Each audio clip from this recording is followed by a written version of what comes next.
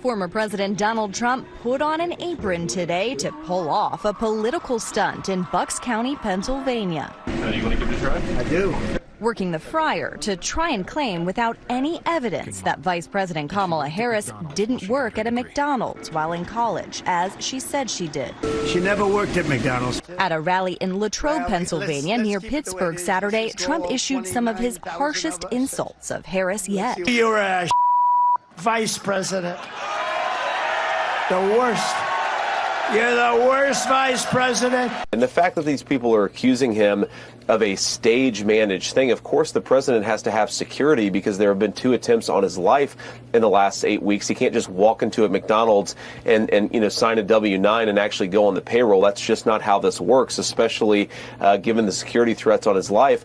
But look, he was interacting with people. He was talking to the employees. He was giving people food, and he was just being, I think, what he does best, which is just being among the people, talking to them about what they care about. He showed, I think, genuine interest in the employees and their lives and where they came from and what they were actually doing in their job. And that's something you can't stage and you can't fake. That is just the genuine person that Donald Trump is. And it's why I think a lot of working people, even though, of course, he's a successful real estate billionaire, have this emotional connection to Donald Trump. You can't make up that kind of connection. Unfortunately, Kamala Harris has tried and failed. And I think it's why her campaign is flailing a little bit right now, is because she goes into Sheets and does 4 takes of her buying Doritos. Donald Trump just goes into McDonald's and he is who he is. Yes, when this campaign started with Kamala, a lot of people said, oh, she is running a joyful campaign. But when you look at things today, a lot has changed. There is nothing to be joyful. Looking at what Trump did a few hours ago, and a lot of people are stunned. I understand that the mainstream media hardly acknowledges something. CNN was forced to do that. When you take a look here, you can see it. They say it's a smart move. When you look at how the thing trend on social media, Kamala struggled to balance up, had an interview on MSNBC at the same time. Nobody watched the interview. When you take a look at this guy, some in the press called Trump McDonald's photo bizarre. This is how you lost credibility. That was a home run photo op. He looked like a real person there, connecting with the average American. If you can't see that, you are totally blind. Yes, it is while it insists that Kamala Harris didn't work at McDonald's when she was younger. When you look at proofs like this, you can clearly see that they have struggled to get a record if she actually worked there. Oh, they can't see, so I don't understand. And clearly the people loved it, Natasha. Josh, do you agree? A brilliant strategic move, because meanwhile, we do see Trump saying Harris never worked there, the Harris campaign having to defend that. What do you make of this back and forth?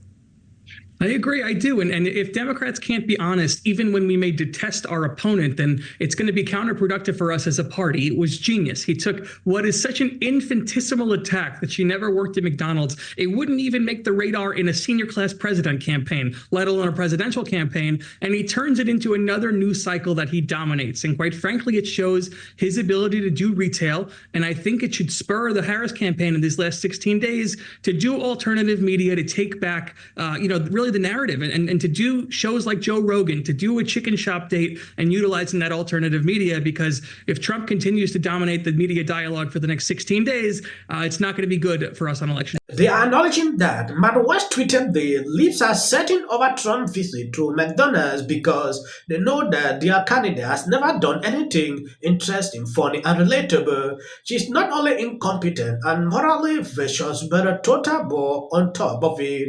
Trump is running laps around her, and they know it. Trump take over the news. People are still talking about him. There is nothing to talk about Kamala at this time. That is to tell you he has mastered the media. He knows exactly what to do to switch up the conversations around him. How many days? From one after another. Today, this, tomorrow, this. Just telling things around him. Kamala, they don't understand exactly how to do this. It is not by attacking, doing this. There are simple acts that you can carry out that will change people's mind, like what I saw with this move. Back to when the world knew Trump simply as a real estate mogul and a New York City tabloid fixture. A big and tasty for just $1? How do you do it? What's your secret? Together, Grimace, we could own this town.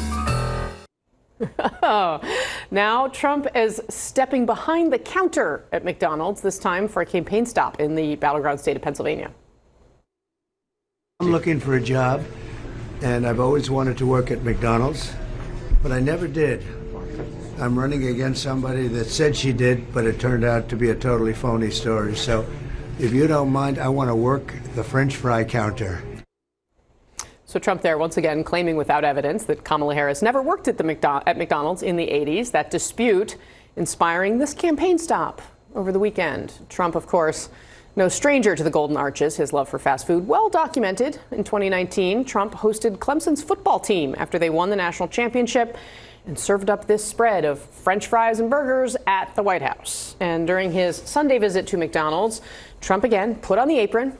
He manned the fry station. He handed out food through the drive-thru window to customers who, according to the Washington Post, were pre-screened by the Secret Service. The restaurant was closed to the public for the event. I love salt. Wait a minute, I spilled some. I'm very superstitious. Our panel has returned. So I have to say, when I first saw that image of Trump kind of hanging out the drive-thru window, a part of me thought, wow, is that real? I never thought he would do something like that. The Trump that we saw in 1999 in that old ad is the one that was much more familiar to me. Like, look, we're going to run this town, right? Like someone who owns a McDonald's, not someone who works in one. I mean, clearly they have a strategy to try to appeal to working class voters, try to, twist the knife on Harris. But I still found these images to be jarring. Well, part of what is so striking about them is that he's not trying to not be Donald Trump. Like some politicians go and they try to dress up as somebody they're not. He's still got the red tie. He's still so clearly himself. And I think this was an unbelievably smart move, because one thing that has differentiated Donald Trump from other really wealthy politicians is that he has never been seen as the aloof, the billionaire who would never deign to hang out with the commoners. Like, he has always sort of portrayed himself as, I'm the rich guy who doesn't really like the other rich guys. I'm one of you. And this is part of this. I think this was insanely smart. Well, to that point, it is part of a larger effort on the Trump campaign to sort of soften Donald Trump's image. It's why you've seen his grandkids sort of appearing at the rally and also spoke at the RNC. There's a larger effort going on by the Trump campaign to appeal to some of those suburban women that he's currently losing. The most humanizing moment in that clip was when he threw the salt over his shoulder. It was like such a normal reaction that anyone was like, oh, like we all do that when you're cooking or whatever. And so that was the most like normalizing and humanizing moment, I think, in this clip. But to your point, like he still has his shirt on, his tie on. Like most politicians would have showed up in like a collared shirt or something that said McDonald's and tried to like more fit in. I did find it striking that the whole restaurant was shut down and it was just sort of like a staged event, but I do think it is definitely like poking at the vice president. I will also say, though, him showing up with Grimace in that old ad, I bet that gets some more traction, because Grimace is like a thing with Gen Z. Like, is he? Yes. Yeah. It's all a thing. the TikTokers, yeah. It's a thing. Oh, see, you guys are cooler than me. I've just read no about idea. it. I'm not All right, coming up. Yes, this lady is still mentioning something like, it looks like it was staged. Trump, we know what has happened to him. I think about 3 times. There need to be security. They need to check. They need to do a lot before he can appear in this place. It's not like before where a presidential candidate can go anywhere without really, looking into all this. But at this time, they need to, take into consideration a lot of things. Now, going back into Kamala, we have seen report, I've seen the Washington Post trying to say they have not seen a report. They have struggled to investigate to see if she actually worked there. They are not seeing anything. They should come forward and prove that. Timwa had an interview on The View. A question surfaced to him. He still repeated that case. Issue because right now, right wingers are coming after you for how you handle your shotgun. Well, I can shoot better than all of them. I guarantee. I got the trophies to prove it. What do you say about the perception that the economy is doing poorly, and what? Yeah, And what do you say to these Americans who feel like they're struggling? Yeah, well, if they're saying they are, they are. And I think for all of us of prices being out there, I think that's why Vice President Harris has made it very clear that that is a top priority, whether it's focusing on home ownership, which we know these proposals work.